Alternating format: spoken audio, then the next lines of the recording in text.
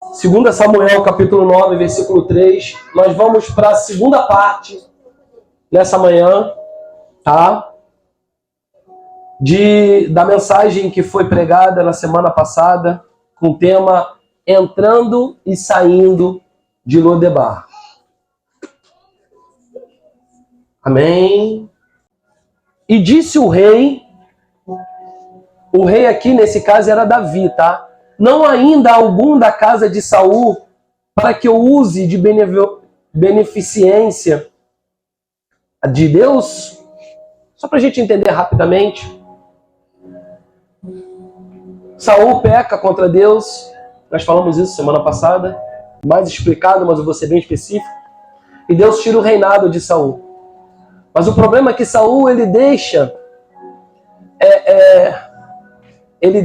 caos na família. Às vezes a gente peca e a gente acha que o pecado nosso, nós que vamos pagar. Muitas das vezes não. Nós vamos pagar, mas a família vai pagar, a casa vai pagar, os filhos vão pagar. E aí a Bíblia diz que todos os filhos de Saul foram mortos na guerra por causa do pecado de Saul. E alguns foram mortos porque foram enforcados. Mas aí Deus usa um jovem de 5 anos, uma criança, olha só, chamado Mefibosete. E a Bíblia diz que a sua mama de leite, na hora da guerra, foge com o menino cai do colo e ele fica aleijado das 2 pernas. Ele não fica manco, ele fica completamente aleijado. E aí muitos entendem que a parte física do menino, o menino sobreviver e permanecer aleijado para o resto da vida, foi um sinal de Deus, mostrando que o reinado de Saul foi um fracasso. Uma forma de Deus, além das mortes, humilhar o rei Saul. Mostrar para o rei Saul, para que ele fosse lembrado, neto de rei Saul. Olha como é que está hoje. Por causa da deficiência do coração de Saul. Observa que alguns são deficientes visuais, outros são mancos, outros são mudos, outros são cegos, mas alguns são deficientes do coração, da alma, do espírito. E Saul estava deficiente. Mas Jonathan era amigo de Davi e eles fizeram um pacto de cuidarem um do outro, de cuidarem das suas famílias, dos seus filhos. Olha, enquanto eu estiver vivo, Jonathan, eu vou cuidar dos seus filhos. Davi, se eu permanecer vivo e você morrer, eu vou cuidar dos seus filhos. Seus filhos nunca vão passar por necessidade. Mas a princípio não foi o que aconteceu. Mefibosete fica aleijado. E o único lugar que ele é recebido é num lugar chamado Lodebar. Imagina o pior lugar para se viver.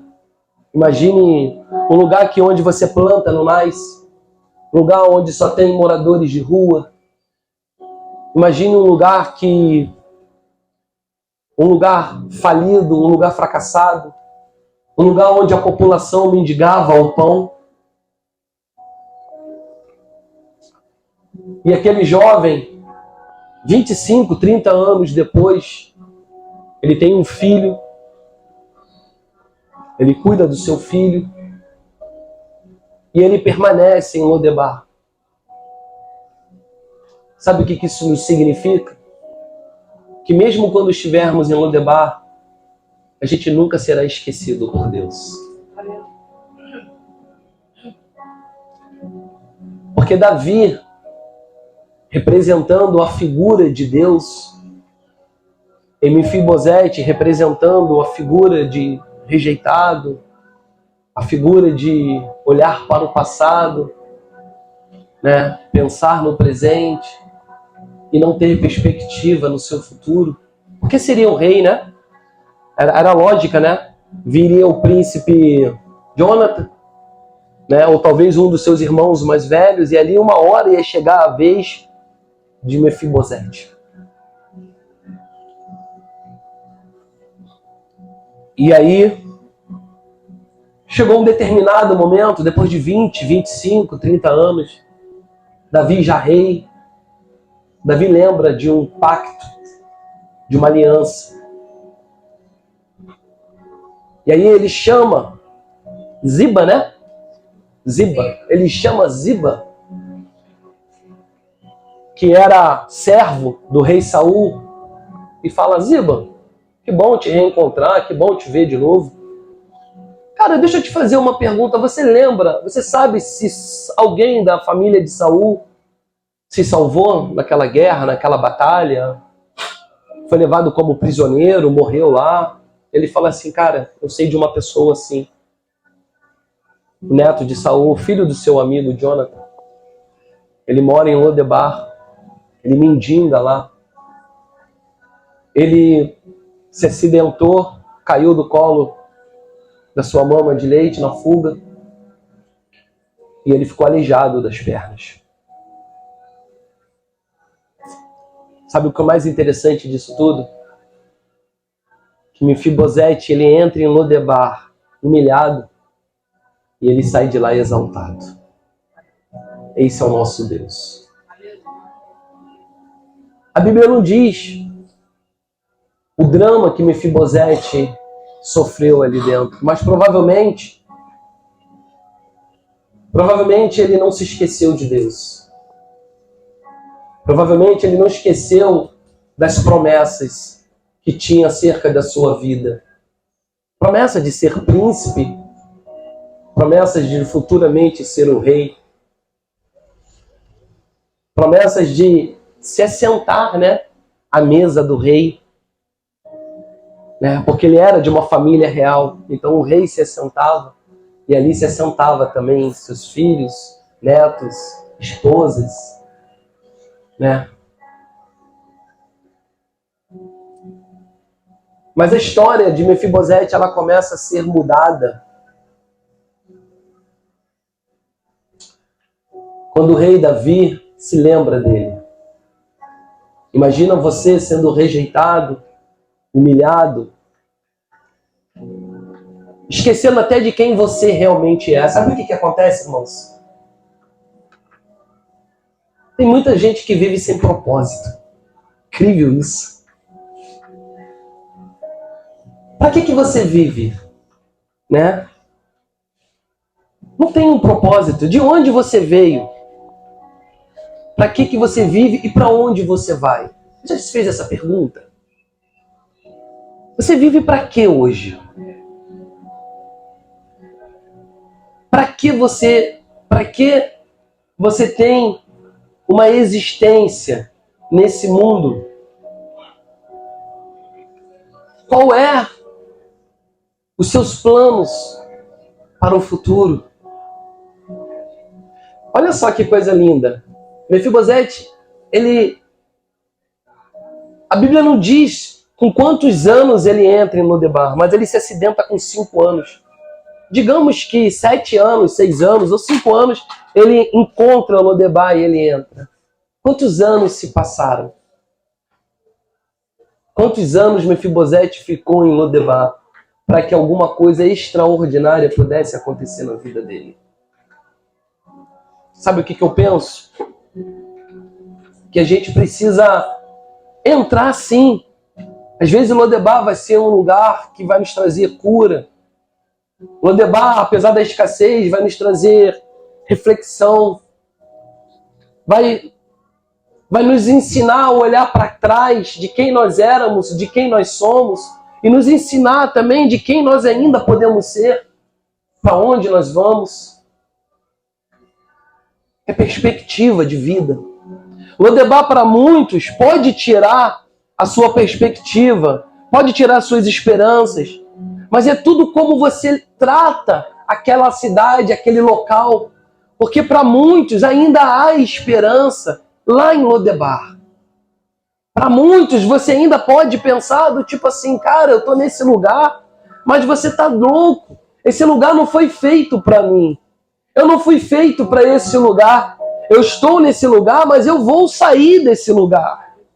Não adianta pensar que eu estou aqui. Você está me humilhando. Você está dizendo que eu não vou chegar a lugar nenhum. Você está dizendo que eu sou pequeno demais. Você abriu uma ferida no meu coração. Eu vivo em Lodebar ferido, porque as suas palavras me feriram, porque as suas atitudes me feriram. Mas sabe de uma coisa? Não vão ser as suas palavras, as suas atitudes que vão fazer eu permanecer em Lodebar, porque eu vou sair, porque existe uma promessa na minha vida, e essa promessa, hoje ela pode ter dado uma estacionada, foi colocada uma vírgula na minha vida, mas o dono da promessa, ele quer escrever ele quer escrever mais histórias nas minhas páginas, até que ele coloque o ponto final. E esse ponto final se resume na conquista das promessas.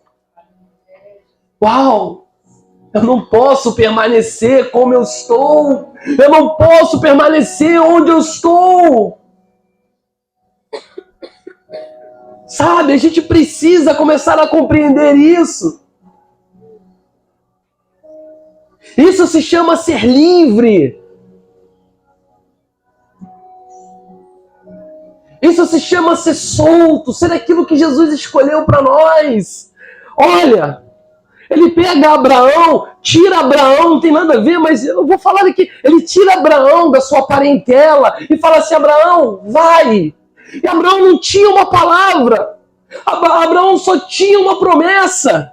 Sabe? Abraão não tinha assim, sabe? Imagina, Deus pega você e fala assim, cara, larga a sua casa agora, a sua parentela e vai. Mas eu vou para onde, cara? Se agarra na minha palavra, se agarra na minha promessa e simplesmente vai. Simplesmente vai embora. Vai. Porque eu vou cuidar de tudo, eu vou cuidar do teu caminho, Mas, Senhor, e se eu parar em Lodebar não tem problema, vai para Lodebar, porque eu vou te tirar de lá. As pessoas estão agarradas e preocupadas e felizes em coisas e em pessoas, achando que aquilo ali é o suficiente para ela, quando o Senhor Jesus está ali, filho, filha, olha, ei, eu estou aqui, ó. Sou eu que vou estar no meio do caos. Sou eu que vou estar no meio da tempestade. Sou eu que vou te ajudar. Sou eu que vou te dar as mãos. Sabe? Sou eu que estou aqui. Ei, para de se agarrar em coisas, em pessoas. Nossa, tudo isso é muito lindo. Tudo isso é muito lindo.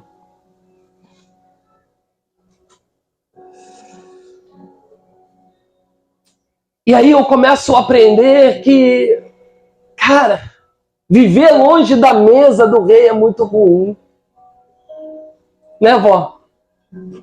O rei aqui, nesse caso, era Davi. Mas quem vivia do lado de Davi tinha de tudo, não é? Tinha segurança, uau! Tinha cama, tinha conforto. Tinha os melhores alimentos. Tinha uma vida de príncipe. Será que isso te conecta em algum lugar ou em alguém nessa tarde, nessa manhã? Sabe, viver longe da mesa é mendigando. Viver longe da mesa é viver sem perspectiva. Pô, pastor, eu não tenho mais, sabe? Eu já lutei, mas é porque você, cara, nunca esteve no meio, nunca esteve sentado ali do lado do rei. Você nunca esteve sentado à mesa do rei. Por isso que não existe perspectiva nenhuma. Por isso que não existe mudança. Pastor, eu tento, mas não consigo. Mas você vai tentar e você vai fracassar. Sabe por quê? Porque você está afastado da mesa do rei. Isso aqui não quer dizer que você está fazendo a vontade do rei. Isso aqui não quer te dizer que você é servo. Até porque o rei, ele não te considera como servo, mas ele quer olhar para você e cuidar de você como filho. É promessa do pai, é promessa do rei. A Bíblia diz que Davi manda, no versículo 7, olha que lindo, ele disse Davi, não temas, porque eu usarei contigo de beneficência por amor a Jonathan. Mas olha que a gente precisa prestar muita atenção nisso, porque ele fala aqui, Jonathan, teu pai, Mas olha que lindo, olha que lindo. Eu o quê, Julie?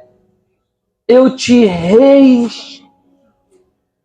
restituirei todas as terras de Saul, teu pai, e tu, de contínuo, comerás pão à minha mesa. Uau!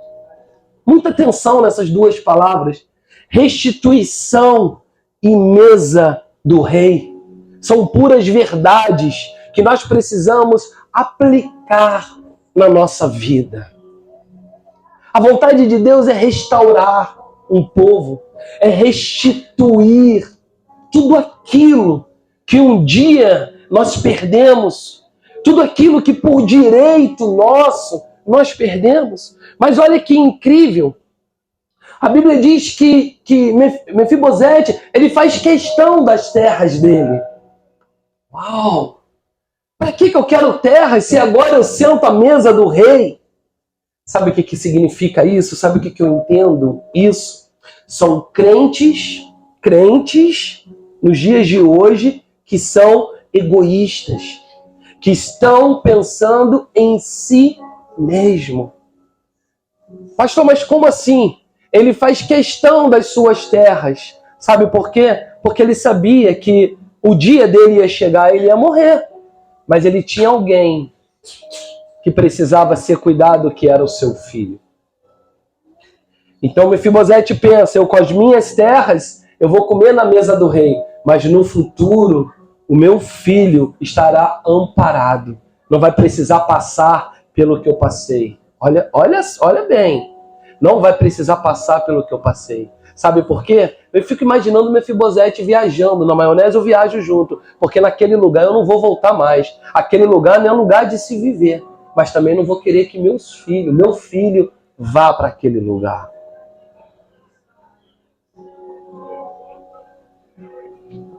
Quando a gente fala de algo espiritual, algo da casa de Deus, do reino de Deus, nós nos tornamos egoístas.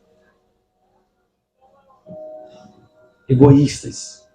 Quando eu dava mensagem subliminar, quando eu fazia estudo de mensagem subliminar, que aliás era muito bom, por sinal, que as pessoas tinham sede naquela época, por isso que eu falei que eu devo ter errado no caminho. Alguma coisa aconteceu. Eu lembro que a gente foi num carnaval, a gente foi para um... Como é que se fala? Retiro. E lá, um dos dias foi só mensagem subliminar, lotado, pessoas perguntando. Hoje você prega a palavra, no dia seguinte você pergunta, o cara fala até que você pregou em Apocalipse, está falando de reis, sabe? Porque não estava no lugar, não presta atenção, mas enfim.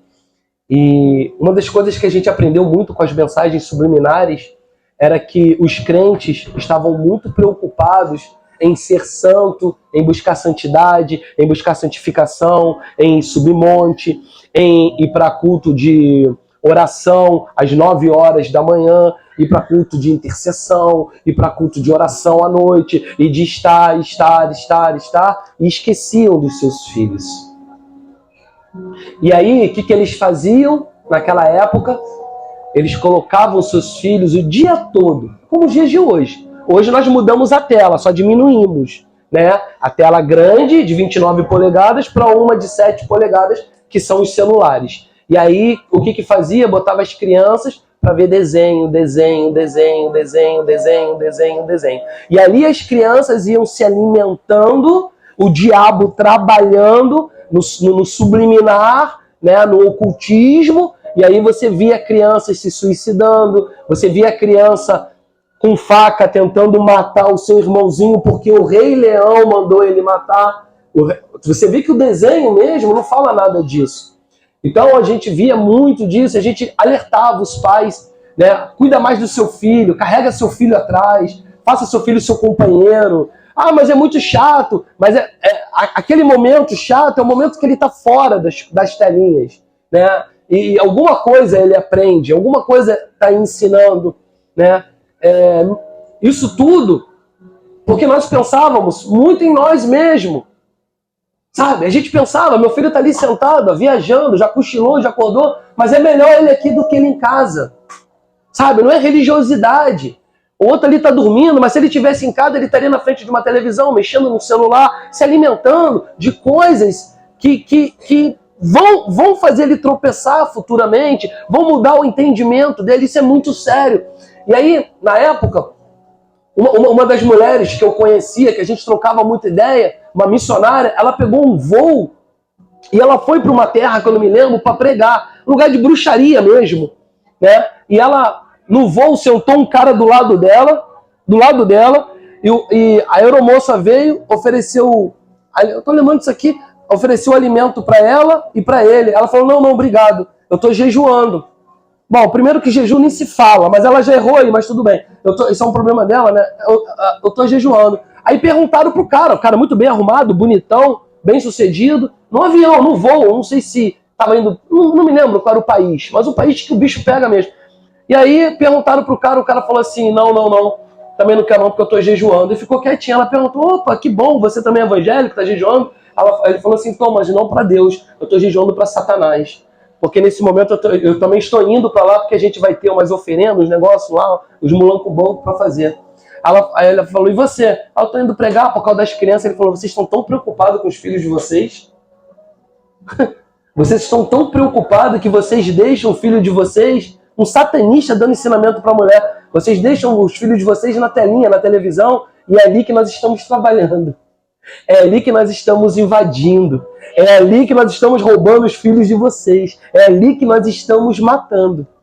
A gente não está preocupado. Sabe? Mefibosete tinha essa preocupação. De deixar algo.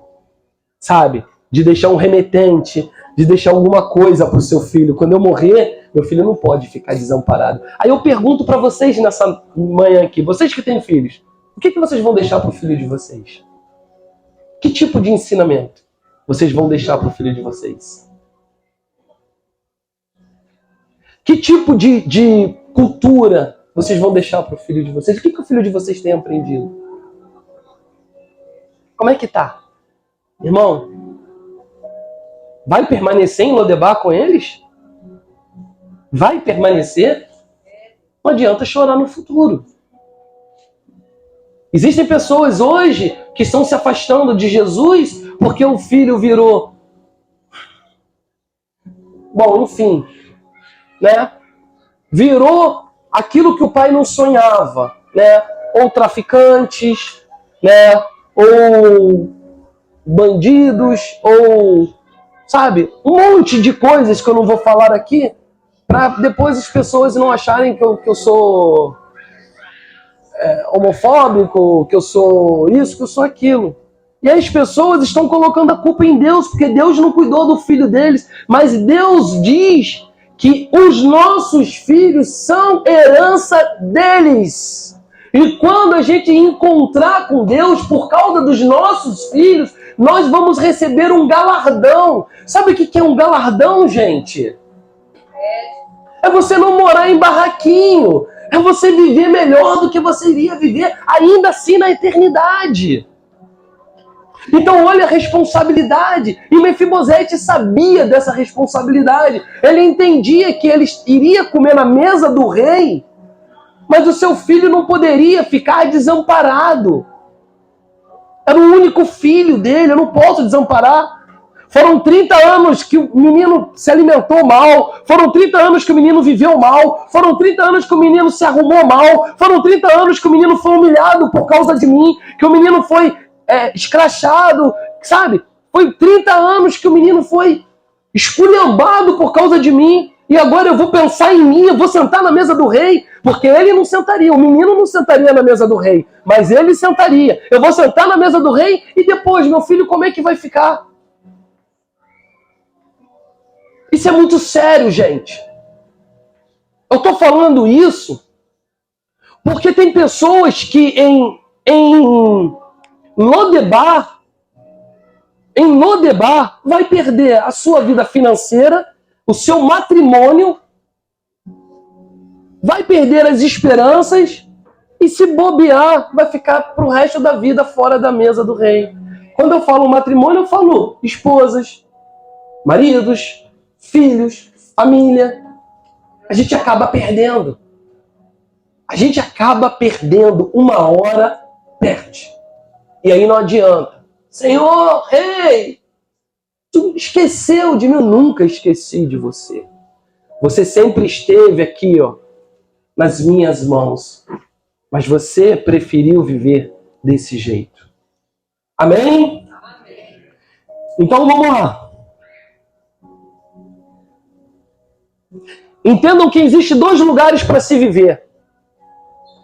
Ou você vive em Lodebar, que é um lugar de humilhação, de vergonha, de escassez, né? Ou você vive na mesa do rei, que é um lugar de fortaleza, de segurança, um lugar onde você vai ser verdadeiramente amado, onde você vai ser chamado de filho. Eu tenho que dar uma olhada aqui porque algumas coisas eu ultrapassei. Mas já até falei sobre isso. O objetivo de Lodebar é o quê? É fazer você, te ensinar a você se sentir feliz com coisas e pessoas. Quando Jesus, né, quando o rei está ali, ó, bem, sou eu que vou cuidar de você, sou eu que estou no meio da tempestade. E aí, na mesa do rei, sabe o que acontece? Segundo ponto, diante da mesa do rei, nós somos o quê? Restituídos. Amém? Mefibosete, quando encontra com Davi, a primeira coisa que Mefibosete faz perante Davi é o quê? Bom, muitos não sabem, porque não leem. Não é revelação, uau, é porque não tem a leitura. O que faz? Se curva, se prostra, se humilha diante do rei. Existem 2 tipos de humilhações, né? Ou você se humilha a sua vida toda diante das pessoas, vivendo, mendigando pão, vivendo necessidades, comendo mal, participando mal, vivendo de qualquer jeito. Ou você se humilha diante do rei e senta na mesa do rei. Amém?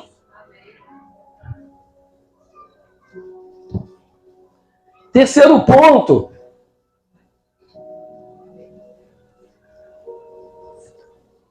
Na mesa do rei, você vai encontrar conforto e descanso. Na mesa do rei, você sabe o que você tem na mesa do rei? Te traz toda a lembrança daquilo que um dia lhe foi prometido. Te traz lembrança das promessas.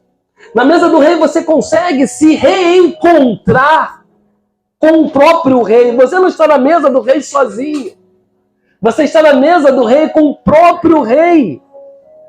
Sabe, na mesa do rei, Mefibosete reencontrou, com certeza reencontrou o sentido da vida, né? E aí, gente? Deixa eu fazer uma perguntinha aqui agora, para machucar. Obrigado, meu amor. Você tem um sentido? Você tem um sentido na vida? Ou você está vivendo do estilo Zeca Pagodinho? Deixa a vida me levar, vida leva eu, lá em Lodebar. Aí, até rimou, essa foi boa, hein? Vou mandar essa mensagem pro Zeca colocar no pagode dele. Hã?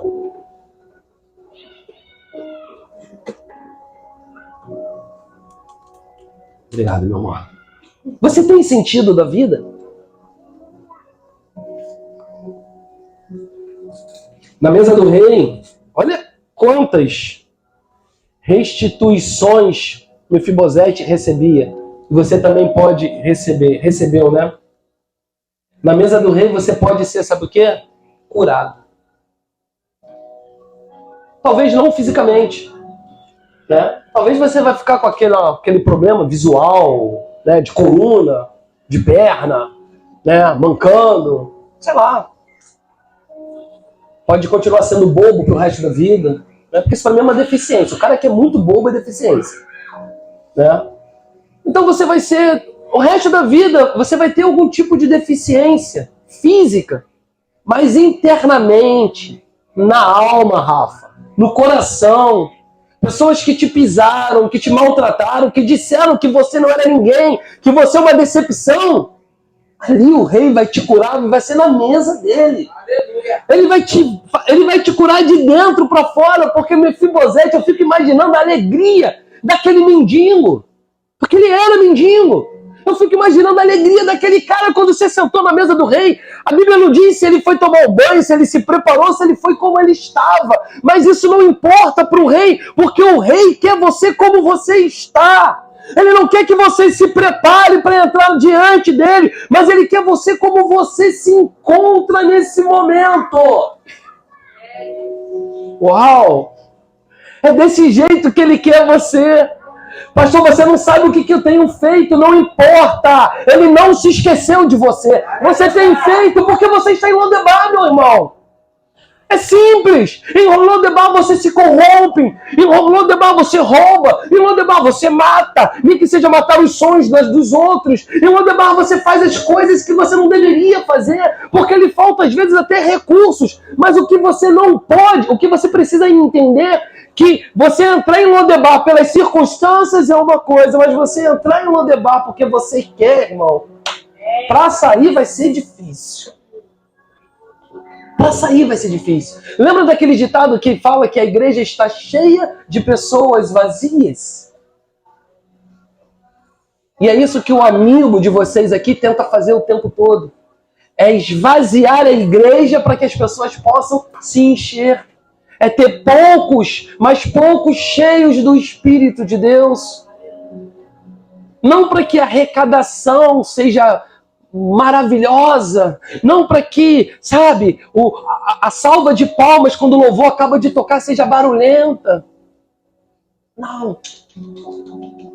É para que a gente possa ser, para que nós possamos ser curados, ainda que não seja fisicamente, mas que seja na mesa do rei, ao lado dele. Sabe, na mesa do rei também, você vai viver novidades, né? Mefibosete devia estar já vivendo uma vida, cara.